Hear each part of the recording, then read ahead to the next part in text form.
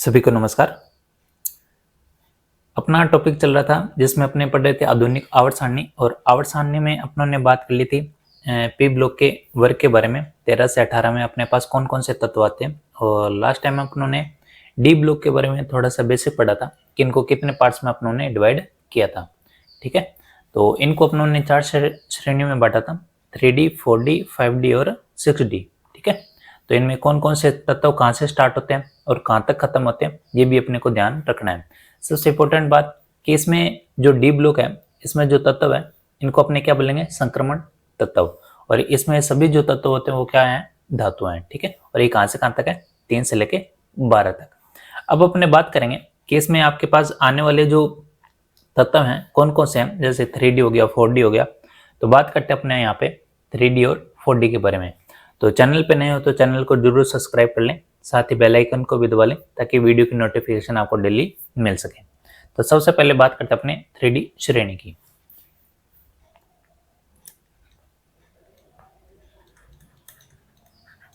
श्रेणी। अब 3D श्रेणी की बात करें तो यहाँ पे अपनों ने बात किया था कि आपके पास ये स्टार्ट कहाँ से होगा, स्कैंडियम से लेके जिंक तक। ठीक है, तो इसके बीच में आने वाले जो आपके पास था तो वो लिख लेते अपने। देखो, एक तो गया स्कैंडियम, उसके बाद आ जाएगा आपके पास टाइटेनियम, उसके बाद आ जाएगा आपके पास vanadium, chromium, manganese, ferrous, cobalt, nickel, copper और जिंक। ये तत्व आएंगे किसमें, 3D श्रेणी में। ठीक है, तो इनके नाम अपने को ध्यान रखने। इसका है स्कैंडियम,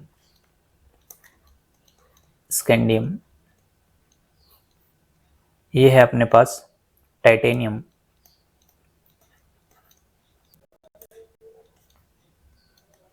वेनेडियम,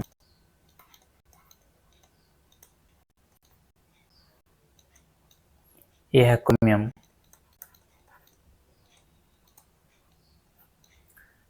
मैग्नीज,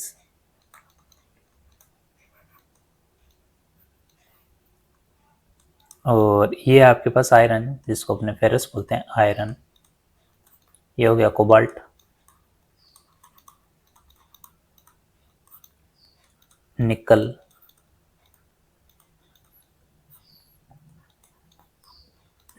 कॉपर, और लास्ट में आ जाएगा आपके पास जिंक। ठीक है, तो ये तो बात होगी 3D श्रेणी में आने वाले तत्व। ठीक है, तो अगर इनको ऐसे याद रखें तो अच्छी बात है, नहीं तो इनको ट्रिक से भी अपने याद रख सकते हैं। इसको अपने लिख सकते हैं, सुनो तुम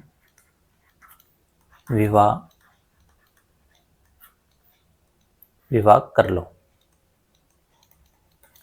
मुझसे फिर कोई नहीं छेड़ेगा,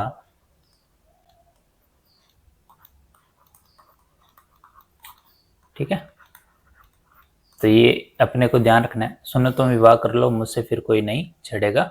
और ठीक है, तो जिंक अपने को ध्यान रखना, इंपॉर्टेंट बात ये है। ठीक है, ज्यादातर जो आपके पास पूछा जाएगा वो ये पूछा जाएगा कि ये कहाँ से स्टार्ट होता है, कहाँ से खत्म होता है। और यहाँ पे इनके परमाणु क्रमांक अपने को ये सीरियल में ही है, 21, 22, 23, 24, 25, 26, 23, 28, 29 और 30। ठीक है, तो ये भी लिख लो अपने, 21 ये 22 पे आता है, 23, 24, 25, 26, 27, 28, 29 और 30। ये तो आसान है, जो अपने को सीरियल में ध्यान रखने हैं। ठीक है, ये तो होगी 3D श्रेणी में आने वाले तत्वों के नाम। अब उसके बाद बात करते अपने 4D श्रेणी में आने वाले तत्व। 4D श्रेणी, ठीक है। तो 4D श्रेणी में अपनों ने पढ़ा था, यानी कहाँ से हो गया, इट्रियम से लेके कैडमियम। ठीक है, तो ये भी अपने को ध्यान रखना है। तो अपने बात करते हैं इनमें आने वाले तत्वों की। ठीक है, एक तो होगा इट्रियम, उसके बाद हो गया आपके पास जक्रोनियम, और ये हो गया आपके पास नायोबियम, फिर हो गया आपके पास मोलिब्डेनम, ये हो जाएगा आपके पास टेक्नीनियम, फिर हो जाएगा आपके पास रूथियम, फिर आ जाएगा आपके पास पीडी, रूथियम, और पीडी को क्या बोलते हैं, पोलोडियम। फिर आ जाएगा आपके पास सिल्वर और कैडमियम, ठीक है। लास्ट में आ जाएगा आपके पास कैडमियम। ये है आपके पास। वाई को अपना ने पढ़ाई था, क्या बोलते हैं इसको, इट्रियम। और जेड आर इसको बोलते हैं जक्रोनियम।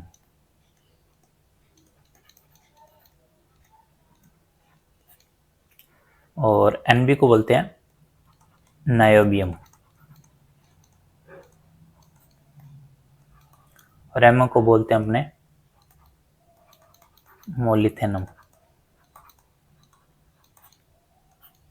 टीसी को बोलते हैं अपने टेक्नीशियम। अभी फिलहाल भर्ती आई हुई है, जो फॉर्म शायद भरे गए हैं आरआरबी टेक्नीशियन के, तो अगर उसमें अपने बीएससी जैसे की हुई है तो वो भी अप्लाई कर सकते हैं उसमें। फिर है आपके पास आरयू, आरयू यानी रूथियम, रूथीनियम होगा ये, रूथीनियम। और आरएच आपके पास रोहेडियम। फिर आपके पास पीडी, पीडी को बोलते हैं पैलेडियम। और एजी आपको पता ही है, सिल्वर। और कैड, ये हो जाएगा आपके पास कैडमियम। तो एटीएम से और कैडमियम, ये तो अपनों ने बात की थी 39 से कहाँ तक है, 48 तक। तो 39, 40, 41, 42, 43, 44, 45, 46, 47 और 48, ठीक है। तो ये तो हो जाएगा इसका क्रम, यानी कहाँ से स्टार्ट होगा ये, 39 से। 39, 40, 41, 42, 43, 44, 45, 46, 47 और 48। ये तो गया इनका परमाणु क्रमांक, ठीक है। तो ये अपने को ध्यान रखना है कि इनमें 4D में आने वाले जो तत्व आपके पास कौन से हैं, ठीक है। अब इसमें ये है कि इसको अगर ट्रिक से याद करना चाहो तो ट्रिक से भी याद कर सकते हो। तो ERE जरा निभा, कहाँ तक, मौत तक। रुकावट, रुकावट राह में पड़े, उससे क्या कर, आगे बढ़े, यानी आगे यहाँ पे बढ़ने का मतलब है कूदने से, ठीक है।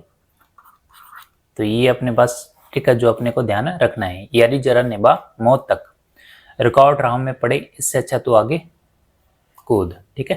तो ये तो बात होगी 4D श्रेणी में आने वाले तत्व कौन कौन से हैं। और इसमें अपने को ये भी ध्यान रखना है कि आपके पास अगर पहला पता चल गया ये कहाँ से कहाँ तक है।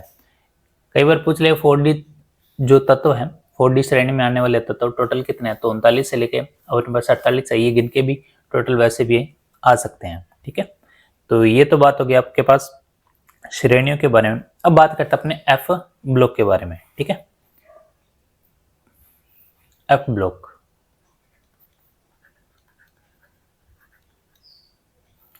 क्योंकि ये आवर्त सारणी में क्या रहता है, अलग ही रहता है सबसे, यानी 2 पंक्तियां, 6th और 7th, ठीक है।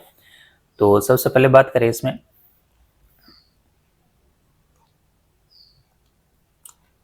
देखो 2 पंक्ति होती है। प्रथम पंक्ति, इसको तो बोलते हैं 4F श्रेणी, 4F श्रेणी। और एक होती है दूसरी पंक्ति,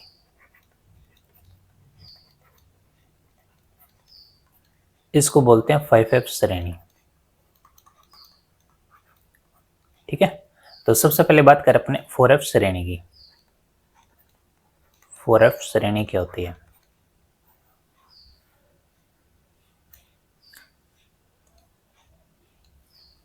देखो अपन ने बात की थी, एक होता है लेंथेनम, ठीक है। और लेंथेनम कितने पे आता है, 57 पर।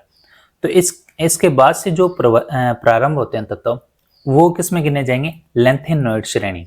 और वो लेंथेनॉइड श्रेणी कौन सी है, 4F श्रेणी, ठीक है। तो ये मैं लिख देता हूं, इसके बाद प्रारंभ होते हैं,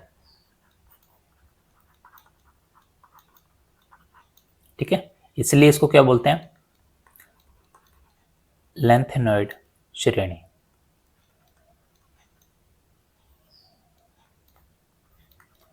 तो कभी पूछ ले कि 4F श्रेणी को क्या कहते हैं, लैंथेनॉइड श्रेणी। ठीक है, अब इसमें बात करिए कहां से कहां तक होता है, तो ये होता है सीरियम, सीरियम से लेके ल्यूटियम। ठीक है, तो ये आपके पास देखो 57 है, तो कितना आ जाएगा यहाँ पे, उसके बाद स्टार्ट हो रहा है यानी 58, और ये कहाँ तक जाएगा 71, और इसमें टोटल तब आ जाएंगे आपके पास 14। ठीक है, तो ये स्टार्ट कहाँ से होता है, सीरियम से और ल्यूटिनियम। ठीक है, और इसका एक और नाम हो रहा है, इसको बोलते हैं दुर्लभ, दुर्लभ मृदा धातु तत्व। अलग ही इसलिए रहते हैं क्योंकि ये क्या है, दुर्लभ, दुर्लभ मृदा धातु तत्व, इसलिए इसको एक और नाम बोलते हैं आंतरिक संक्रमण, आंतरिक संक्रमण श्रेणी। ठीक है, तो ये तो बात होगी 4F श्रेणी की। ठीक है, तो ये अपने को ध्यान रखना है। लैंथेनियम के बाद प्रारंभ होते हैं इसलिए इसको लैंथेनॉइड श्रेणी बोलते हैं। तो उसके बाद 57 है, 57 के बाद 58 यानी सीरियम से ल्यूटिशियम, और इसमें कितने आ जाएंगे आपके पास 14 तत्व आएंगे, और इसको क्या बोलते हैं, दुर्बल मृदा धातु तत्व, इसलिए इसको एक और नाम बोलते हैं आंतरिक संक्रमण श्रेणी। ठीक है, तो ये हो गया 4F श्रेणी। अब बात करते हैं अपने 5F श्रेणी के बारे में। 5F श्रेणी,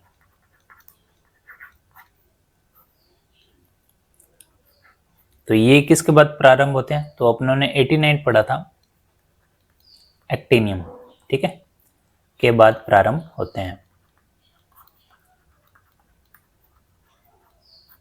इसलिए इसका क्या नाम रख दिया, देखो ये क्या है एक्टिनियम, इसलिए इसका नाम रख दिया एक्टिनॉइड, एक्टिनॉइड श्रेणी। अब ये स्टार्ट कहां से होता है, तो ये तो आता है 89 पे, तो 90 पे आपके आ जाएगा थोरियम, ये 90 से लेके कहां तक जाएगा, ये जाएगा आपके पास लोरेशियम, ये 90 हो गया, और ये आएगा 103 पे। ठीक है, तो इसमें भी टोटल कितने तत्व है, 14 तत्व। ठीक है, थोरियम से लेके ये कहां तक जाएगा, लोरेशियम। तो ये तो बात होगी कौन सी, 5F श्रेणी। अब इसमें एक चीज ध्यान रखना कि जो 5F श्रेणी में जितने भी तत्व हैं, वो सारे के सारे जो तत्व वो कैसे हैं, रेडियो एक्टिव, रेडियो एक्टिव। और अपने को पता है रेडियो एक्टिव पदार्थ क्या होते हैं, ज्यादा विस्फोटक होते हैं, खतरनाक होते हैं, तो इनका ज्यादातर यूज कहाँ किया जाता है, यूरेनियम में यूज किया जाता है, यानी उनके साथ रिएक्शन करने के लिए। तो अपने को एक चीज ध्यान रखनी है कि यूरेनियम,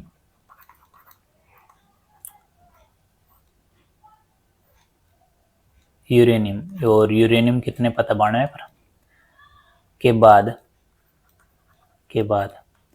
आने वाले सभी तत्व क्या कहलाते हैं, पैरा यूरेनियम, पैरा यूरेनियम कहलाते हैं। तो यूरेनियम के बाद आने वाले सभी तत्व क्या कहलाएंगे, पैरा यूरेनियम कहलाते हैं।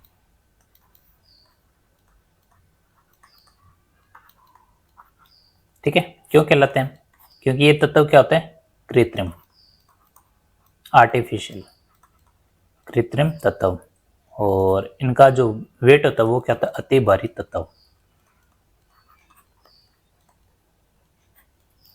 तो ये तो बात होगी किसकी, 5F श्रेणी की। तो सबसे इंपॉर्टेंट हमने को ध्यान रखना है कौन सी श्रेणी, एक्टिनॉइड, कहाँ से स्टार्ट होता है, थोरियम से, ल्यूटिशियम, और इसके बाद यूरेनियम के बाद जो आने वाले तत्व उनको क्या बोलते हैं, पैरा यूरेनियम। क्यों, क्योंकि ये जो तत्व हैं 5F श्रेणी में आने वाले ये क्या है, रेडियो एक्टिव। ठीक है, और ये कौन से हैं, कृत्रिम तत्व और क्या है, अति भारी तत्व। तो ये तो बात होगी अपनों ने बात की 5F श्रेणी की। तो इसमें अपने पास दो ही श्रेणी बनते हैं, 4F और 5S। बस इसमें ये डिटेल अपने को ध्यान रखनी है, ज़्यादा डिटेल अपने को ध्यान नहीं रखनी है, डायरेक्ट क्वेश्चन पूछा जाएगा और डायरेक्ट ही अपने को ध्यान रखना है। उसके बाद देखो ये तो हो गया आपके पास श्रेणियों से रिलेटेड सारे जो अपनों ने पढ़े थे। उसके बाद अपनों ने बात करेंगे एक आता है प्रभावी नाभिकीय आवेश, क्या होता है प्रभावी नाभिकीय आवेश।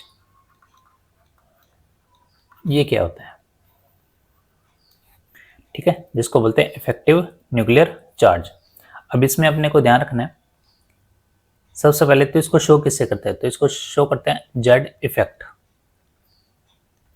इससे शो करते हैं इसको, ठीक है, प्रदर्शित। तो मान लो ये नाभिक है, ठीक है, और इसके बाहर ये कक्षक है एक, और ये अपने दूसरा कक्षक बना देते हैं 2। तो अपने को होता है पहले वाले कक्षक में तो 2 इलेक्ट्रॉन भरे जा सकते हैं, उसके बाद वाले में 8, तो 8 है ना भर के अपने एक बार 4 ही भर देते हैं, 4। तो इसमें क्या होता है कि नाभिक के द्वारा बाह्यतम कोश में जो इलेक्ट्रॉन है उनके मध्य लगने वाला बल जो है वो कौन सा होगा, आकर्षण बल। तो इनके मध्य जो बल लगेगा वो कौन सा है, आकर्षण बल। और उसी बल को क्या बोलते हैं, प्रभावी नाभिकीय आवेश, ठीक है। तो इसी तरह इस पे बल लगेगा, इसी तरह इस पे आकर्षण बल लगेगा।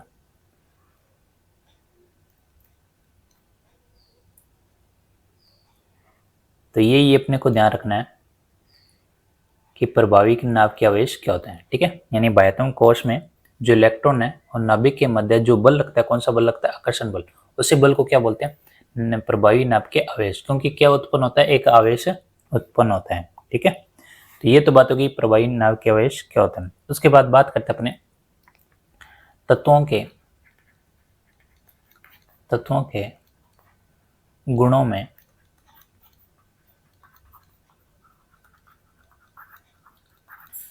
गुणों में आवर्तितता, ठीक है।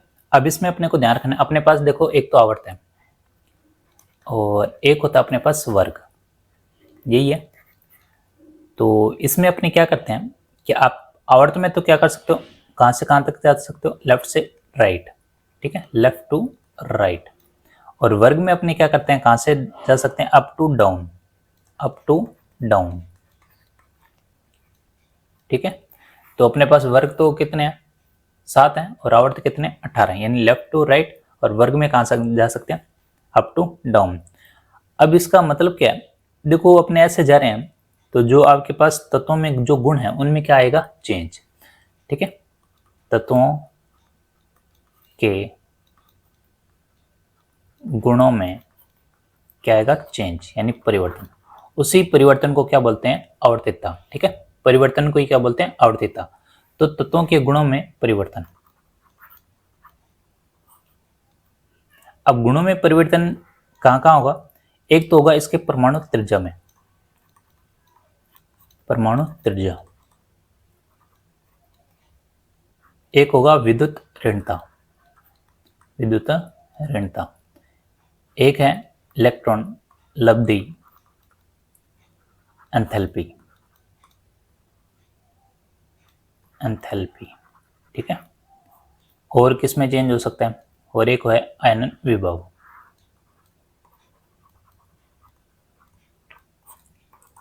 तो ये चेंज किस प्रकार होता है वो भी अपने पढ़ेंगे। तो ये अपने को ध्यान रखना है, तत्वों के गुणों में आवर्तिता क्या होता है, यानी आवर्त में लेफ्ट टू राइट जाए और वर्ग में अप टू डाउन जाए। तो परमाणु त्रिज्या, विद्युत ऋणता, इलेक्ट्रॉन लब्धि, एंथैल्पी, आयनन विभव, इनमें क्या आ जाएगा, चेंज, ठीक है। किस प्रकार चेंज आएगा, तो बात करते हैं सबसे पहले परमाणु त्रिज्या की, यानी किस प्रकार इसमें चेंज आएगा। तो सबसे पहले बात करते हैं अपने परमाणु त्रिज्या।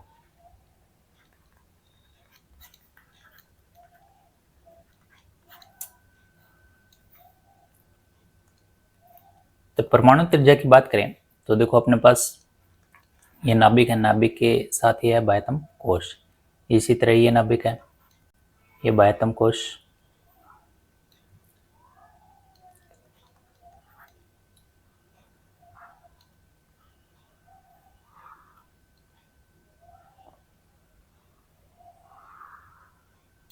ठीक है।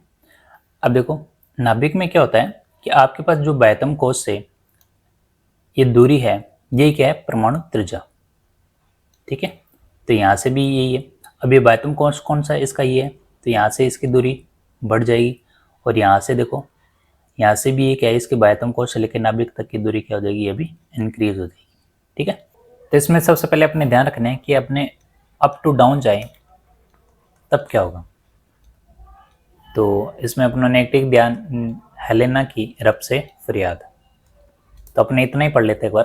देखो हाइड्रोजन है, तो हाइड्रोजन में इलेक्ट्रॉन कितने होंगे? एक। इसमें कितने होंगे आपके पास? 3, तो 2, और इसके बायतम कोश में 1। इसी तरह सोडियम में कितने होंगे? 2, 8 और 1। तो अपने डेफिनेशन में पढ़ा था कि नाभिक से जो बायतम कोश है इलेक्ट्रॉन, इनके मध्य जो दूरी है वो क्या है? परमाणु त्रिज्या। ठीक है, तो इसमें अपने को ध्यान रखना है, इसके बायतम कोश में कितने इलेक्ट्रॉन है? 1। इसके बायतम कोश में 1 इलेक्ट्रॉन, इसके बायतम कोश में कितना है? 1 इलेक्ट्रॉन है। अब एक चीज नोट करो, बायतम कोश यहाँ से बढ़ रहा है, पहले 1 हो रहा है, फिर देखो 2 हो गए, फिर कितने हो गए? 3। यानी जैसे जैसे बायतम कोश बढ़ेगा तो वहां से लेके इलेक्ट्रॉन के मध्य की जो दूरी है वो क्या है? परमाणु त्रिज्या, और वो यहाँ पे क्या हो रही है? बढ़ रही है। क्यों? क्योंकि इसमें कोशों की संख्या बढ़ रही है, इसलिए परमाणु त्रिज्या भी क्या होगी? बढ़ेगी। तो इसमें जो परमाणु त्रिज्या है वो क्या होगी? बढ़ेगी। परमाणु त्रिज्या बढ़ेगी। क्यों? क्योंकि इसमें कोशों की जो संख्या है वो क्या हो रही है? बढ़ रही है।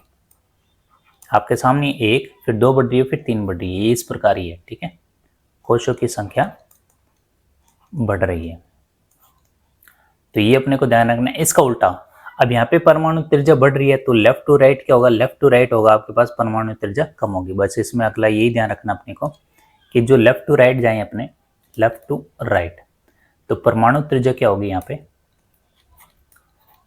परमाणु त्रिज्या कम होगी। ठीक है, कम तो क्या होगी? जैसे अपने बात करें lithium, beryllium, boron, carbon, nitrogen, oxygen और फ्लोरीन, इनमें आपके पास जैसे बात करें अपने लिथियम, बेरिलियम, बोरोन, तो यहाँ पे आपके पास 3 है, ये 4 है और ये 5 है। तो 3 यहाँ पे इलेक्ट्रॉन आ जाएंगे आपके पास, 2 और 1। 4 के लिए क्या आ जाएंगे? 2,2। 5 के लिए क्या आ जाएंगे आपके पास? 2,3। ठीक है, तो ये अपने को ध्यान रखना है, 2 और 1। तो इसमें क्या होगा? जो नाभिकीय आवेश है इसमें वृद्धि होगी। नाभिकीय आवेश में वृद्धि होगी तो परमाणु त्रिज्या क्या होगी? कम। ठीक है, नाभिकीय आवेश कैसे बढ़ेगा? जैसे मान लो अपनों ने अभी पढ़ा था प्रभावी नाभिकीय आवेश। देखो जैसे मान लो ये इलेक्ट्रॉन हटा दूं मैं यहाँ से, 2 है 3 है, तो आकर्षण बल क्या लगेगा? 3 में ज्यादा लगेगा, 1 हटा दिया तो। ठीक है, उसी तरह 2 हटा दो आप तो ये, यानी ये जो परमाणु त्रिज्या है ये इतनी रहेगी। ठीक है, तो इसके बाद जो आपके पास यहाँ पे 2 है, उसके बाद यहाँ पे कितने हो जाएंगे? 3 हो जाएंगे। 1 हटा देंगे तो 1, 2, 3, फिर 1 और हटा दें तो कितने रह जाएंगे? 2। ये इसी प्रकार है। तो लेफ्ट टू राइट जाने पर क्या होगा? आपकी परमाणु त्रिज्या क्या होगी? कम। कम क्यों होगी? क्योंकि प्रभावी नाभिकीय आवेश क्या हो जाएगा? बढ़ जाएगा। प्रभावी नाभिकीय आवेश